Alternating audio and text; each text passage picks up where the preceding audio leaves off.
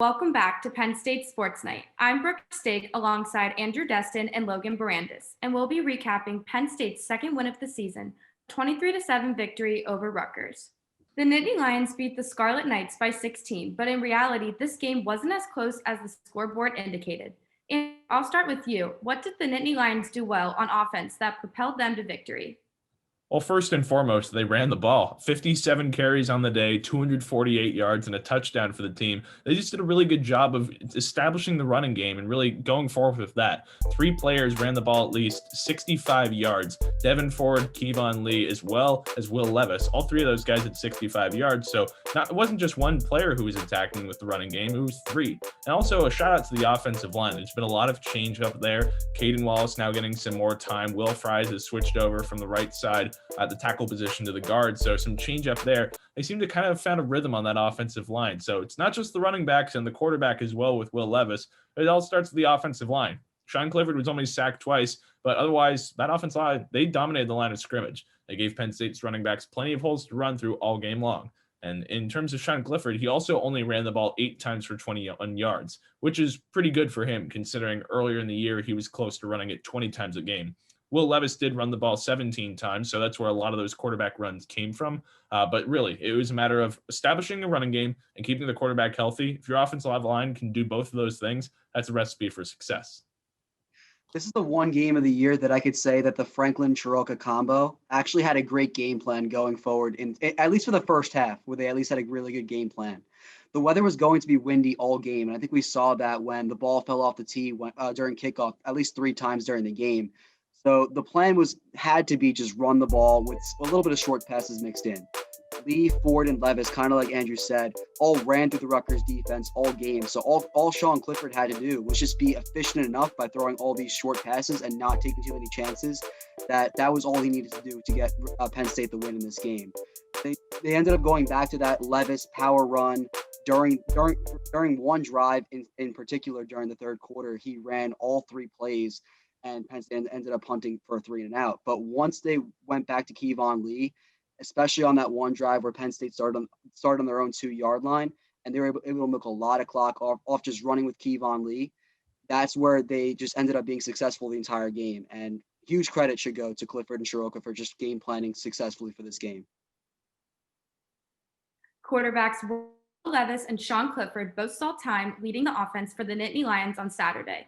Clifford completed 15 of 22 passes for 133 yards with a touchdown and an interception. Meanwhile, Levis did not attempt a pass, but did run the ball 17 times for 65 yards.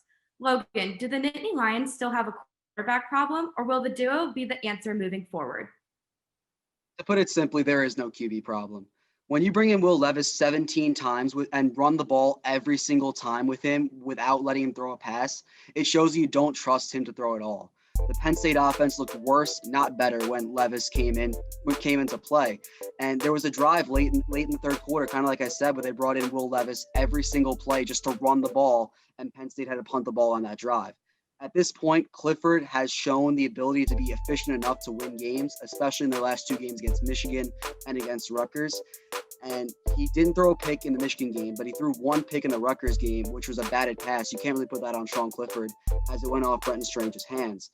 I still think Levis should come in some situations, kind of like Taysom Hill with the Saints, but I don't think he's a guy where you can say, hey, you can start this week and you can start going forward for your football team. Yeah, I kind of agree with a lot of what Logan just said right there. And frankly, it should not be the answer. Having both quarterbacks playing at this level, it's not correct. Will Levis should not be playing this much. Sean Clifford is the much more talented quarterback. Certainly, he's demonstrated he's a better thrower. Will Levis, aside from deep bombs down the field, we remember the Nebraska game where he found Pat Fryermuth for over 70 yards on one of those passes. Aside from that, Sean Clifford is a much better thrower. Levis, however, is the better runner, but between the tackles. But quarterbacks shouldn't really run between the tackles. So beyond the point, though, he should come in those special packages like Logan mentioned, when it is a quarterback keeper, when it is a power run up the middle, or if you're running some special packages. But it shouldn't be 17 runs in a game. And the problem with that is it disrupts Sean Clifford's rhythm. When he missed on his throws against Rutgers, he was missing high a lot. And James Franklin said, that's a bit of a problem. You can't be missing throws high. And to me, what that signals is a lack of confidence in being out of rhythm when a quarterback misses high. Typically with Sean Clifford, what we've seen is if it's a high throw, it's out of bounds or it's very deep down the sideline, whatever it might be, that's the reason for the errant pass. But on that one interception, like you mentioned, Logan, that was a simple pass across the middle. And that was one of many that we saw all game long that were bouncing off receivers' hands and they went out of bounds or bounce off receivers' hands into the arms of a cornerback or safety. So really cannot be doing that moving forward. And the problem with that is it's a disruption of rhythm. And if Sean Clifford isn't in one, he's a very rhythm player, kind of the way Trace McSorley was here a couple years ago. Obviously not the same player in terms of talent, but similar mindset of they need to be getting going. And Levis, yeah, he's good for certain packages, but he can't be so predictable. If you're going to play him, he has to throw the ball at least once.